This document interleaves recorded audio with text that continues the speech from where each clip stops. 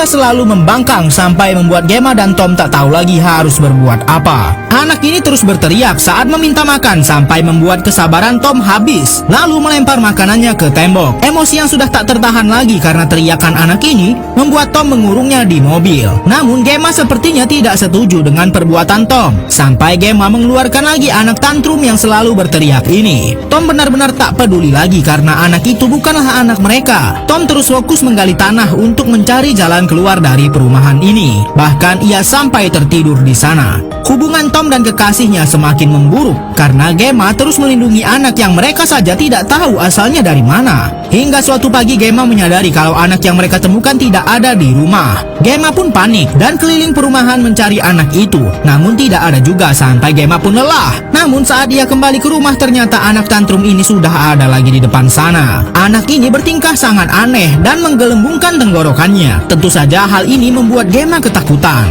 Sebelumnya anak misterius ini menghilang dan saat kembali ia memegang sebuah buku yang entah dari mana ia dapatkan. Gemma pun tak mengerti melihat isi bukunya dan di sana juga ada gambar orang dengan tenggorokan membengkak. Tak mau ambil pusing, Gemma pun mencoba mengajak anak ini bermain permainan menirukan sesuatu. Sampai akhirnya Gemma meminta anak ini menirukan orang yang terakhir ia lihat dan anak ini pun bertingkah aneh sampai membuat tenggorokannya bengkak seperti apa yang ada di dalam buku tadi. Gemma pun sangat ketakutan dan meninggalkannya. Hari terus berlalu dan dalam sekejap saja anak kecil tadi sudah menjadi dewasa. Namun Gemma dan kekasihnya malah dikurung di luar rumah oleh anak yang sudah ia besarkan. Tom masih terus menggali tanah di depan rumahnya dan betapa terkejutnya saat ia melihat ada kantong berisi mayat di sana. Ia pun langsung keluar dari lubang itu dan mencari kekasihnya. Namun mereka kini seperti berada di dunia yang berbeda. Untung saja Gemma berhasil menemukan kembali tempat Tom berada. Mereka dikurung di luar rumah oleh anak yang sudah mereka besarkan di perumahan mengerikan ini. Mereka hanya bisa pasrah sebab tidak ada lagi siapapun selain mereka. Tom semakin tak berdaya dan anak kurang ajar ini tetap saja tidak peduli dengan orang yang sudah membesarkannya. Mereka terus menunggu keajaiban datang. Namun sepertinya semua sudah terlambat karena Tom sudah kehilangan kesadarannya. Lalu anak ini malah membawa sebuah kardus yang isinya sangat tak masuk akal. Gemma sangat marah sekali saat melihat isinya adalah kantung mayat untuk Tom.